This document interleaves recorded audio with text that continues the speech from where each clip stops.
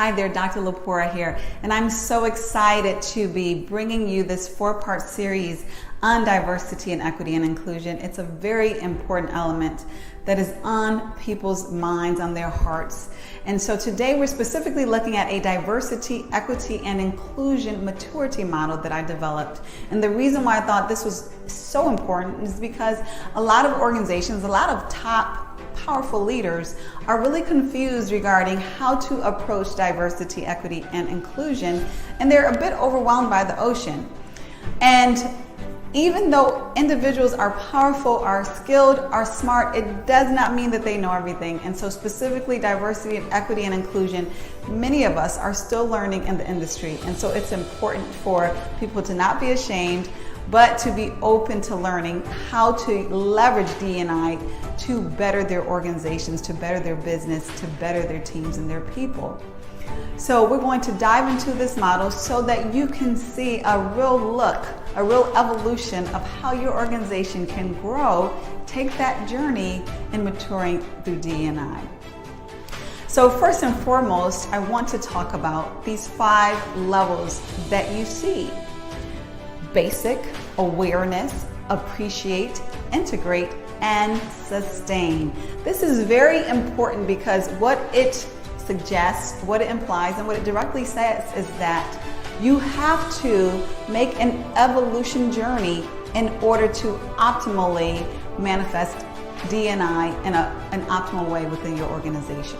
I'm not going to read everything, but I do expect you to read all of this in order to absorb it all.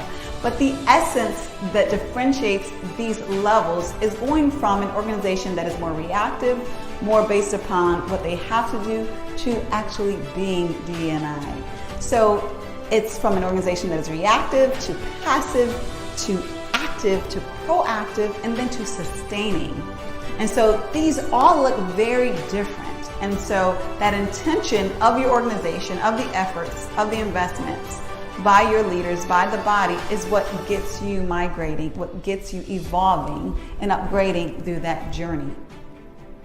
So what is important to understand is that basic level is one of compliance.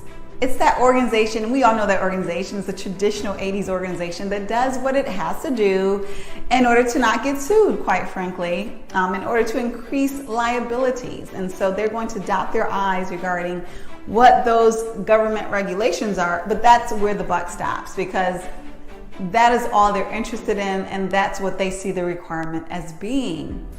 You know, and then that next phase is awareness.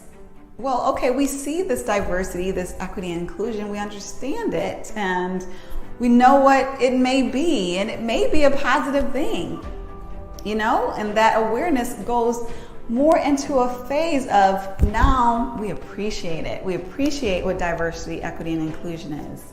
And not only do we appreciate it, but then that goes into we want to be engaged, we want to be active, we want to do something, you know, to basically manifest this great thing that is good for our bottom line, good for our business, good for our people. And then ultimately that inspiring level is sustaining. And that is when your organization culture represents D&I. It's going from an external focus, again, one that is reactive, one that is about compliance, to one that is more increasingly internal, to one about sustaining. Another way to look at it, or another component of that maturity, is about investment. How much of investment of energy, of intention, and resources is toward an organization being diversified, equitable, and inclusive? As that intention grows, as those investments grows, as those resources grow, then that maturity should grow along with it, assuming that it's the right, obviously, methodology and the right transformational efforts that are made.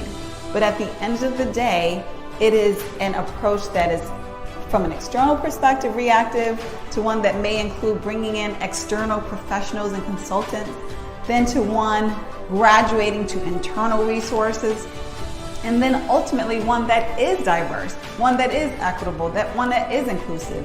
And that if you were to change that, you would change the organizational culture itself.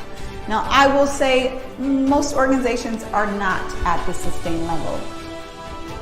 not even 3% within our country at least are at that sustained level. But you absolutely should aspire to that, because that's how you get there. Just like any other business goal that we have to aspire to it, we have to develop the plan, and then we have to apply our plan, our resources in order to get there.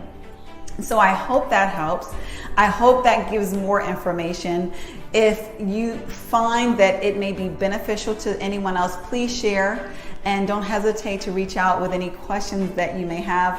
Love discussing this, love helping organizations to do their best in the DE&I space, and I wish you all the best on your diversity, equity, and inclusion journey.